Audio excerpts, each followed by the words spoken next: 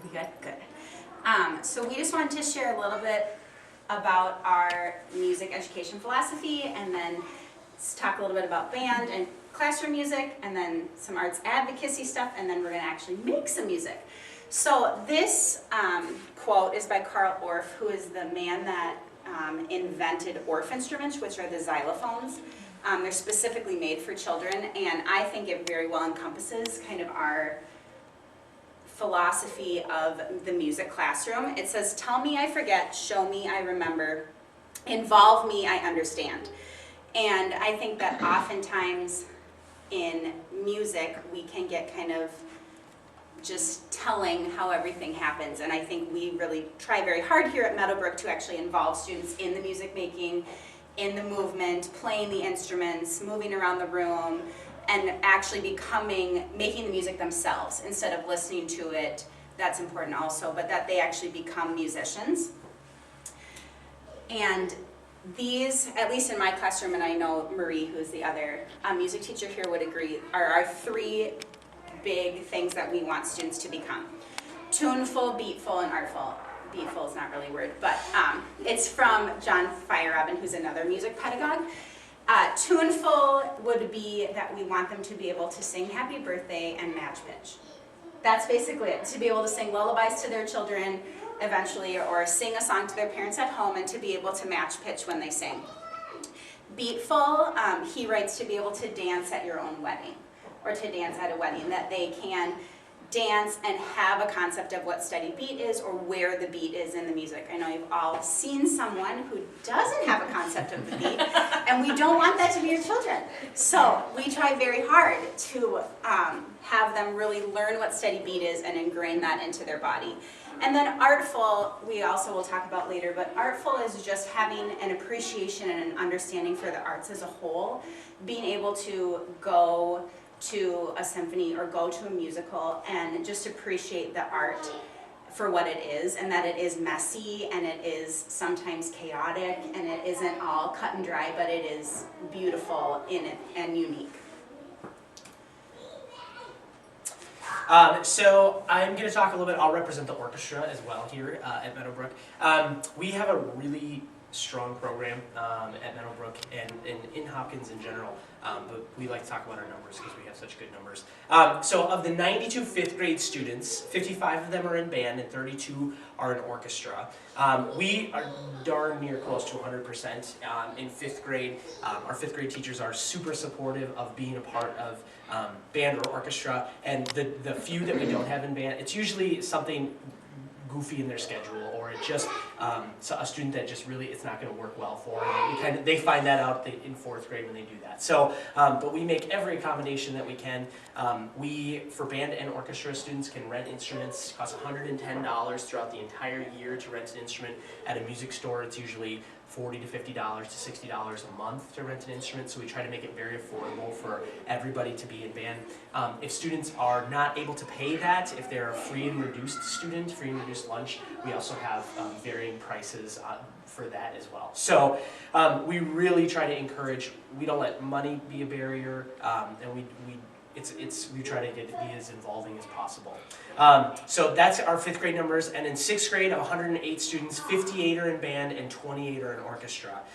So 87% of our fifth and sixth grade participate in an instrumental ensemble.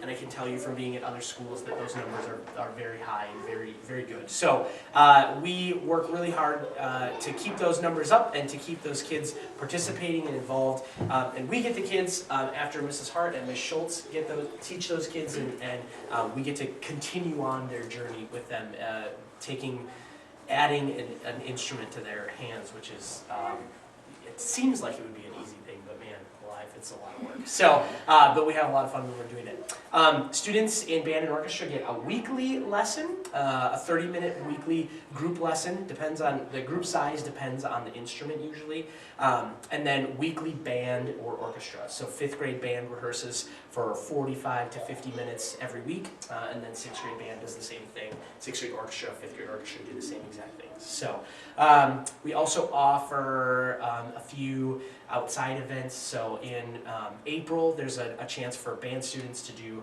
a beginning and second year band festival, which is where they get to go down to Edina, one of the middle schools in Edina, and get together with a bunch of students from other places and play music together for just a morning, that sort of thing. So just trying to make music part of their lives, and for the reasons that we'll talk about in a second about why music is so important to the developing student. So we did want to give you all a big thank you, because of you, the music department has really been able to get a lot of the things that we wanted.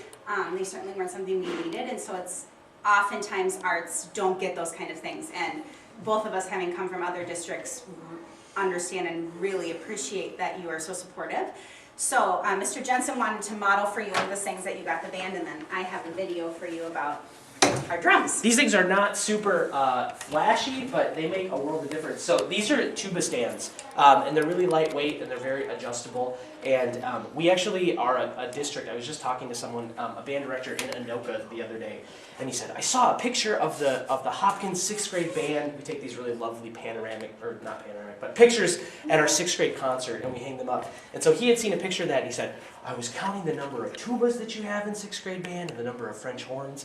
And in a lot of districts, that is not the case. Like, some people do not start tubas. They either can't afford them, or they just don't have enough people to play them. And so that's a really great thing. Anyway, so if you can imagine a little 5th grader trying to play a tuba that is about as much as they weigh, and almost as big as they are. These stands, rather than them trying to put them, for me it's fine because I'm an adult. I can put this on my lap and it fits comfortably, but you can imagine a little kid what they have to do to get this. And so they totally make it work. They're these flexible little creatures, but it's so bad for them. Like, posture-wise, we teach so much in posture. And so what these tuba stands do is they allow students to sit, and then I get to adjust, and I get to say, okay, well, you're slouching right now, so let's maybe bring this up, and then instantly they can sit up in their seat and have good posture, not have to worry about anything except balancing. With one hand, I can balance this tuba on the stand, and then they can play. So they totally change the way that I get to teach these tuba students, and they're lightweight, they're pretty indestructible. So I shouldn't say that because I know it's going to happen next week. But anyway, so we got 4 of these, which is great. We have 4 tubas in 5th grade, which lets each of them have their own during band time, which is fantastic. And that's about all the tubas that we can have, because that's all the tubas that we have. So the other thing that I purchased, that you allowed us to purchase, were these, and they're these funky gizmos that are called Numo Pro flute trainers. My wife is a band director in another district, and she's a 5th and 6th grade band teacher, and so we of course have these really dorky conversations about stuff. She got clued into these things when, I don't even know how she figured this out, but in the spring we go around to 4th grade classrooms and have kids audition for their instruments. And so students get to do, they try 3 instruments and pick their favorite, or which one is the best suited for them. That's a guided process that the band and orchestra teachers do with them. And so this instrument, the flute, is one of the most difficult instruments to get a sound on right away, because when you play in the flute, half of your air goes away from you and half goes in the instrument. And so I can't tell you the number of kids that take the instrument and just and blow on it. It doesn't work if you've ever played a flute before. But so this device lets students see where their air is going. And so I sent these home last week with 4 of my flute players, 5th grade flute players, to experiment a little bit. And so the idea is you get to target the different fans depending upon what you're doing with your air. And so they can immediately see it, and it totally makes it more tangible for them. And then you can plug it into your flute and practice holding your flute while you blow into this. And they're really cool. They're really great little things. So we got 4 of these to take around in the spring for tryouts for 4th graders, and then I get to send them home with kids, and I'm like, this might be good for you to try out for a little bit, and they all benefit from it, which is really great. So those are the purchases that we had in the band department this year, and I'm very thankful that you guys approved of those. So thank you so much. Many of you know that we now have 2 music rooms because Meadowbrook is getting so large, and so my classroom, when I started this year, didn't have any instruments at all. And the district let us buy just some basic things like rhythm sticks and things like that. But having left the music room last year when I was full-time with all of these instruments and coming to this room, I was a little nervous. And so when I sent the grant request, I asked, I think, for maybe 5 drums. And someone, whoever you are, thank you, responded and said, why does she only want this many? And Therese had called me and said, that we'd like to buy you a class set, which my neighbor, Jessica Heisel, probably doesn't really like very much.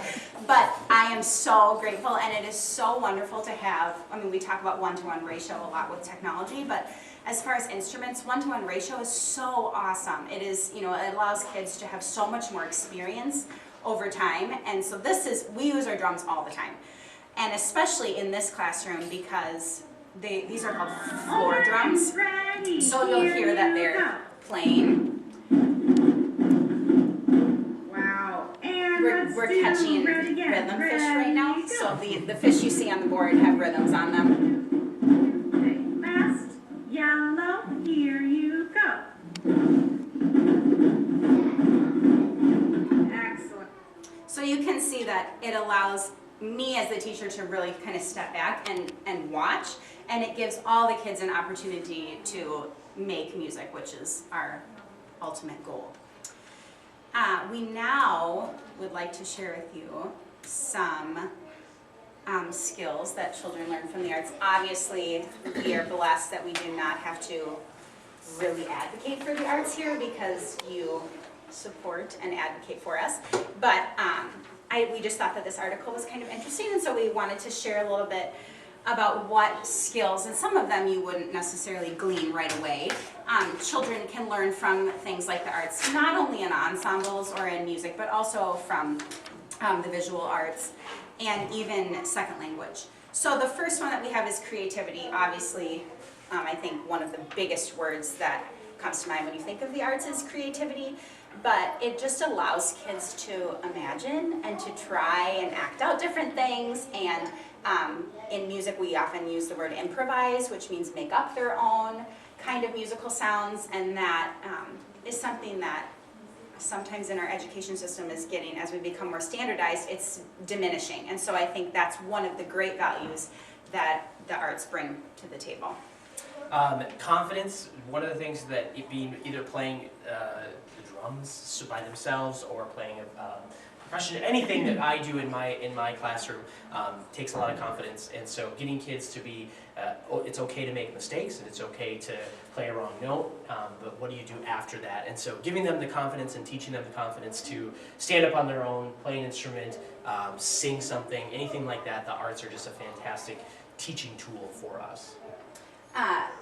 Off of that, problem solving is something that your children learn in all subjects, but I even think about like when we perform rhythms like that, they have to go through, and I might say, I want you to try that again, what did you hear?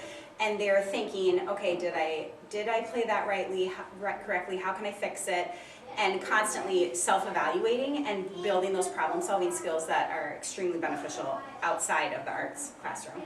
Arts teach perseverance. We work towards concerts, we work towards all these performance things, and we as the teachers are trying to get them to play it right and sing it right and sound better, and challenging them. How can you make this sound better? What do you think you can do to get this to be great? And so getting students to work harder, try again and again, and oftentimes the same thing over and over again. One thing that I do in band is band karate, and I know recorder karate happens as well, but getting a student to practice the same thing over and over and improving every single time is really powerful, and another just great lesson that we get to teach them. Focus, I think, is something that, especially with the younger ones, I think about what we do on a first grade concert. You're asking a 6 or 7-year-old to stand up on the risers for 30 minutes and to maintain focus on the director while their parents are hopefully not waving at them, but standing or sitting in the back, and asking them to play an instrument. I often think about recorder, the thought process that it takes to hold the recorder correctly, to read the notes on the page, to transfer that, and similar to instruments, to transfer that to what the fingering is. That takes a huge amount of focus, and that's something that you kind of have to build up resilience for. And I think, the arts help children do that. Going off my last point a little bit, talking about constructive feedback and what that looks like. It's okay, again, it's okay to make mistakes and play wrong notes. How can you fix those? What are you going to do the next time that you play that? And so we spend a lot of time fixing things, and I was talking about posture on the tuba. I remind students all the time about their posture, and so they're hopefully thinking about it and giving them encouragement and feedback to say, this is going to make you better, this is why it's going to make you better, and keep fighting the fight. So.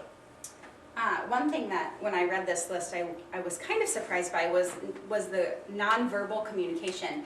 And I think especially as a singer, how you stand or what your facial expression is how to portray your character or what the song is about.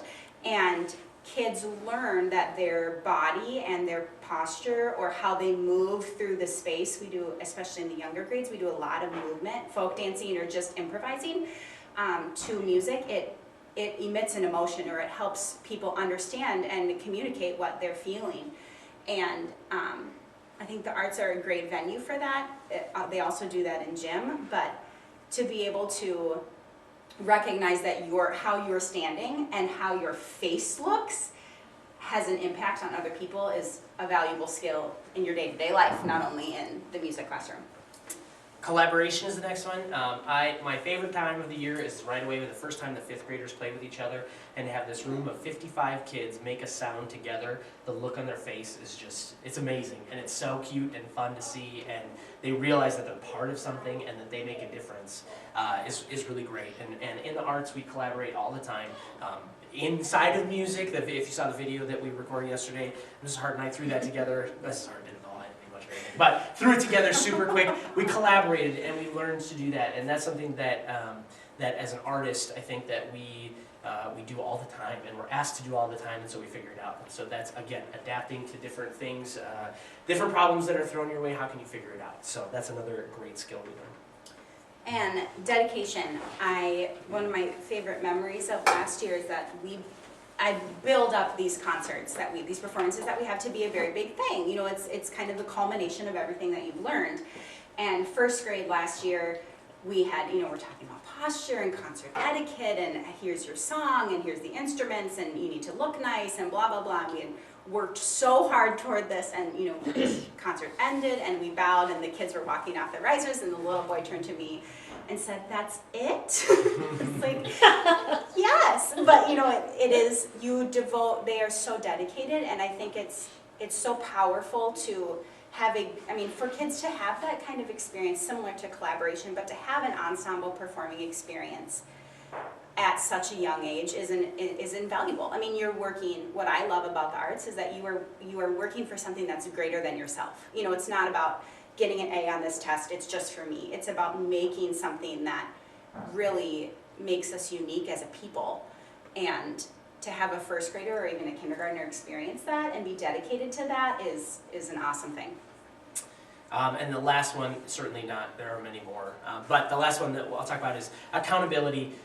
Students know that they matter, they're parts, if they're playing something, they're singing something, it matters to the rest of the group. And so one example of that is if a group of students is gone or something, or one student is gone in like a band class that I'm teaching or a lesson, students know, they're like, something sounds funny today, something doesn't sound right.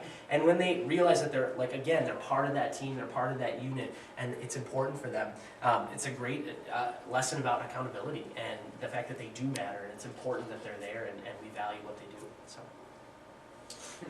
So those are just a few. We could go on all night, but we won't do that for you. This quote by Cheryl Lavender is something that I have posted on my wall, and I usually put at the bottom of every program, and I think that it speaks to our goal outside of the arts. You can read it, but the fact that children can make beautiful music is less significant than the fact that music can make beautiful children.